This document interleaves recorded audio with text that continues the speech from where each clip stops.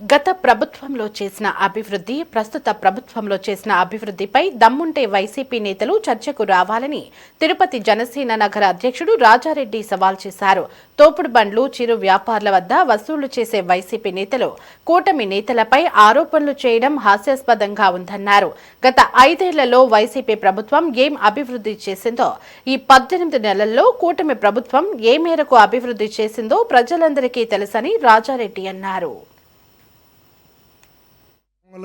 తిరుపతి ప్రజలకు అందరికీ తెలుసు. ఎందుకు భారీ ఎత్తున వాళ్ళని ఓడించి ఇంట్లో కూర్చోబెట్టినారో వాళ్ళకు కూడా తెలుసు. అయినా కూటమి ప్రభుత్వం వచ్చిన వెంటనే రకరకాలుగా కూటమి ప్రభుత్వం చేస్తున్నటువంటి కార్యక్రమాలు, ప్రజలకిచ్చే పథకాలు ఇవన్నీ కూడా చూసి ఓరవ లేకుండా ఏదో ఒక రూపంలో ప్రాంతీయంగానో కులంగానో ఇప్పుడు ఏరా అంటే కొత్త రకం కూటమి ప్రభుత్వం వచ్చినాక లా అండ్ ఆర్డర్ దారి తప్పింది. తిరుపతిలో ఎక్కువ దౌర్జన్యాలు జరుగుతున్నాయి. మీరు మాట్లాడే ముందు ఒక్కసారి గడిచిన 5 ఏళ్లలో మీ ప్రభుత్వంలో ఏమేమి చేశారు? మాస్టర్ ప్లాన్ రోడ్లు అని చెప్పి కోట్లాది కోట్లు కుంభకోణం చేశారు. మీరు చేసిన తిరుపతికి అభివృద్ధి ఏమన్నా ఉందా?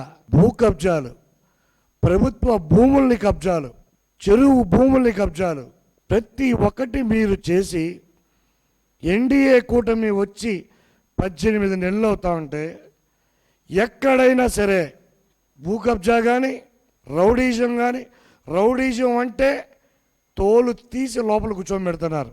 అది ఎన్డీఏ కూటమి అంటే. సీఎం గారు, డిప్యూటీ సీఎం గారు రౌడీ అనేవాడు కనపడితే తోలు తీసి లోపల కూర్చోబెట్టమన్నారు. మీ ప్రభుత్వంలో మారి హత్య చేసి కారులో తీసుకొచ్చి పడేయలేదు. అతనిపైన మీరు చర్య కూడా తీసుకోలేదు.